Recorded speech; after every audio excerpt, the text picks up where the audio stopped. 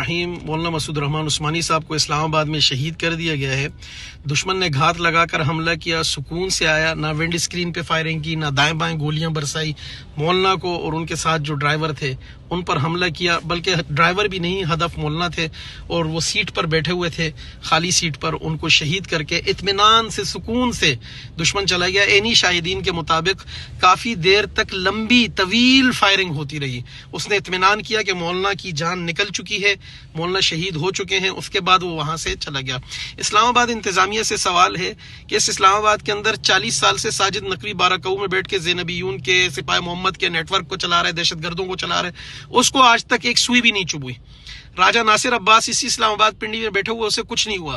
شہنشاہ نقوی آتا ہے، اسے کچھ نہیں ہوا۔ 40 سال سے بیٹھے ہوئے، کچھ نہیں ہوا۔ ہمارے ایم این اے مولانا اعظم طارق صاحب کو یہاں شہید کر دیا جاتا ہے، ہمارے علماء کو شہید کیا جاتا ہے، ہمارے بچوں کو شہید کیا جاتا ہے۔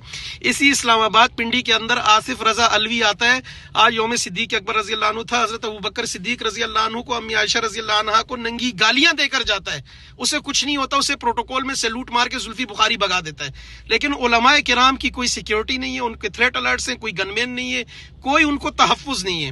اور یہاں سوال یہ بھی پیدا ہوتا ہے کہ یہ ایرانی فنڈڈ دہشت گرد وہاں سے ٹریننگیں لے کر پاکستان میں آ کے کاروائیاں کر کے سکون سے چلے جاتے ہیں، ان کے کرتا دھرتاؤں کو کوئی کیوں نہیں پکڑتا؟